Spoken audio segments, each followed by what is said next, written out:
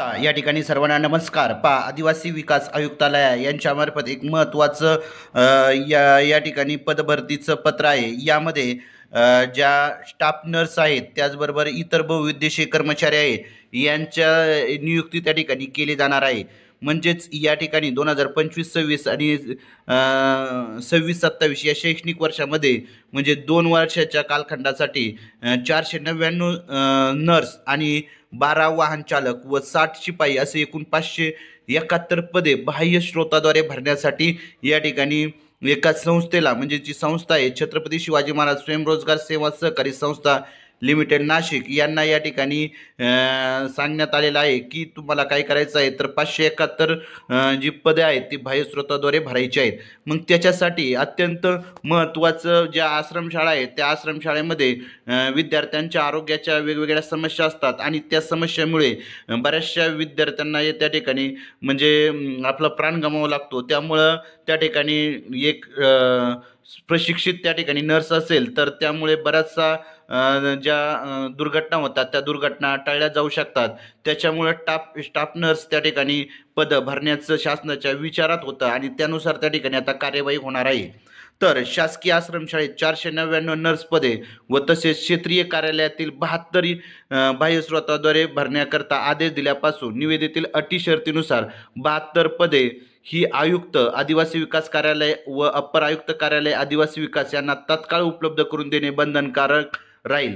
तदनंतर शासकीय आश्रमशाळा माहे जून 2025 पासून सुरू होणार असून शाळा सुरू झाल्यानंतर उर्वरित नर्स ही एकूण 499 पदे शासकीय आश्रमशाळा स्तरावर उपलब्ध करून देणे बंधनकारक राहील. म्हणजे आश्रमशाळावरती 499 ज्या काही आश्रमशाळा आहेत त्या आश्रमशाळावरती प्रत्येक शाळेला एक नर्स असं त्या ठिकाणी नर्स देणं बंधनकारक राहणार आहे. आणि या नर्स शासकीय आश्रमशाळेत नर्स नियुक्ती करताना खालीलप्रमाणे अटी आणि शर्ती राहतील. आता काय आहेत अटी शर्ती तर स्थानिक उमेदवार अथवा त्या परिसरातील उमेदवारांना प्राधान्य देण्यात येईल. म्हणजे जी आश्रमशाळा त्या परिसरातल्याच उमेदवाराला त्या ठिकाणी प्राधान्य देण्यात येणार आहे. आणि नर्स ही महिला कर्मचारी असणे बंधनकारक राहणार आहे. म्हणजे जी नर्स त्या ठिकाणी शाळेवरती नियुक्ती होणार आहे ती महिला असणं हे बंधनकारक असणार आहे. शासकीय आश्रमशाळेजवळील असलेल्या मुलांच्या वसतिगृह यांना भेट देणं हे तिचं काम असणार आहे.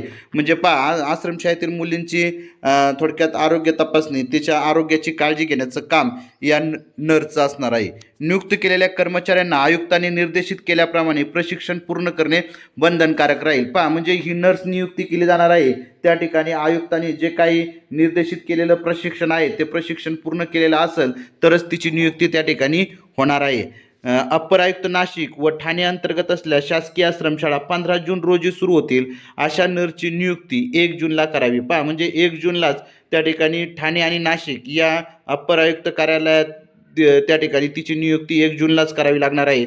तसेच अप्पर आयुक्त नागपूर आणि अमरावती अंतर्गत असलेल्या शासकीय आश्रमशाळा 25 जूनपासून सुरू होतील अशा नर्सची नियुक्ती 10 जूनला करावी. म्हणजे त्या ठिकाणी त्यांची नियुक्ती देखील कशा पद्धतीने करायची स्थानिक उमेदवारांना त्या ठिकाणी प्राधान्य द्यायचं अशा पद्धतीचे ही अत्यंत महत्त्वपूर्ण एक आदेशच थोडक्यात म्हणावा लागेल की या ठिकाणी या नर्स आहेत त्या नर्स ज्या नर्स शाळेवर हजर होणार असतील त्यांच्या पोशाखावर आदिवासी विकास विभाग अशी माहिती आयुक्त कार्यालयाच्या सर्व निश्चित करून दिल्यानुसार छापावी लागेल.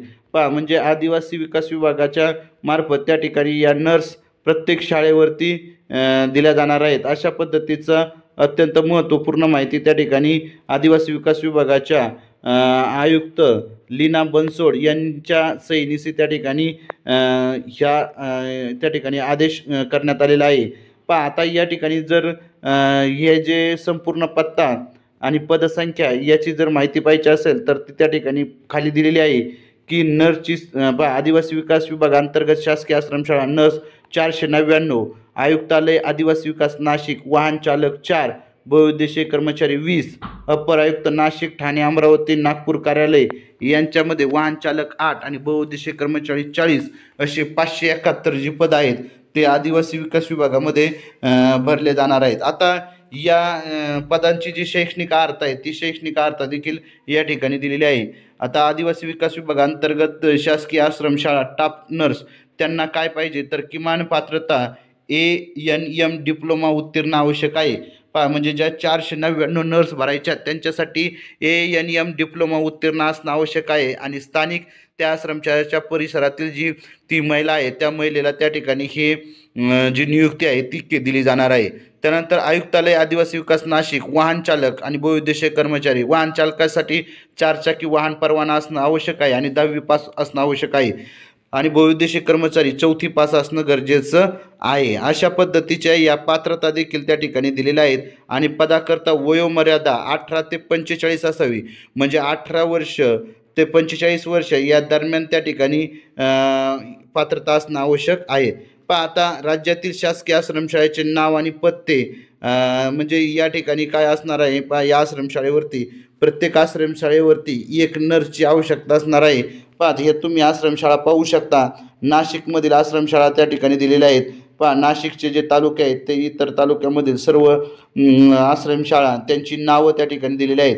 म्हणजेच जे काही आदिवासी आश्रमशाळेमध्ये ज्या मुलांच्या आरोग्याच्या समस्या असतात त्या आरोग्याच्या समस्या सोडवण्यासाठी आता प्रत्येक आश्रमशाळेवर एक नर्सची नियुक्ती केली जाणार आहे आणि तिच्याद्वारे म्हणजे आश्रमशाळेतील मुलींचं किंवा मुलांचं जे आरोग्य आहे ते चांगलं ठेवण्यासाठी एक महत्त्वाचं पाऊल त्या ठिकाणी आदिवासी विकास विभागाचं म्हणावं लागेल. आणि ज्या काही दुर्घटना त्या ठिकाणी होतात म्हणजे दुर्लक्ष त्या ठिकाणी आजार जर विद्यार्थ्यांचे झाले तर विद्यार्थी काय होतात आजारी पडून त्या ठिकाणी ते मृत्युमुखी पडू शकतात. मग त्यासाठी या नर्स त्या ठिकाणी वेळोवेळी मुलांची तपासणी करतील आणि त्यामुळे ज्या काही जे आजार असतील त्या आजाराची तत्काळ माहिती आपल्याला होईल आणि त्या पद्धतीने आपण त्याचे औषधोपचार करून त्या मुलाचं जे प्राण आहेत ते वाचू शकतो. अशा पद्धतीचा अत्यंत महत्त्वपूर्ण त्या ठिकाणी जो निर्णय आहे तो आदिवासी विकास विभागाने घेतलेला आहे. आता प्रत्येक शाळेवरती एक नर्स त्या ठिकाणी दिली जाणार आहे. म्हणजेच त्या ठिकाणी जे काही मुली होत्या म्हणजे नर्स जे त्यांनी JNM असेल जे नर्सिंगचा कोर्स आहे तो केलेल्या मुली त्या ठिकाणी त्यांना देखील एक रोजगाराची चांगली संधी त्या ठिकाणी असणार आहे आणि त्यामुळे त्यांना देखील रोजगार मिळेल आणि आपल्या ज्या आदिवासी आश्रमशाळा आहेत त्या आश्रमशाळेतील विद्यार्थ्यांचं आरोग्य देखील एक प्रकारे चांगलं राहील किंवा त्या आरोग्याच्या ज्या समस्या आहेत त्या समस्या देखील थोड्याफार प्रमाणात मिटतील यात कुठलीही शंका नाही. अशा पद्धतीचा अत्यंत महत्त्वपूर्ण निर्णय आदिवासी विकास विभागाने घेतलेला आहे.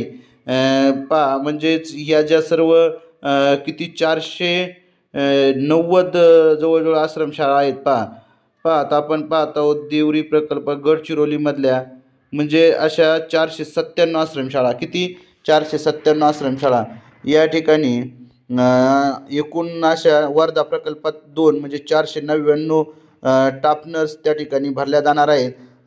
टाफ नर्स या प्रशिक्षित असणार आहेत. त्याच्यामुळे सर्व प्रकारे एक सहकार्य त्या ठिकाणी आदिवासी विकास विभागातील जे आश्रमशाळेवरती काम करणाऱ्या कर्मचारी आहेत त्यांना होणार आहे. नक्कीच चांगला निर्णय त्या ठिकाणी आदिवासी विकास विभागाने घेतला त्याबद्दल त्यांचं स्वागत. सर्वांनी हा व्हिडिओ पाहिला त्याबद्दल सर्वांचा आभार. धन्यवाद.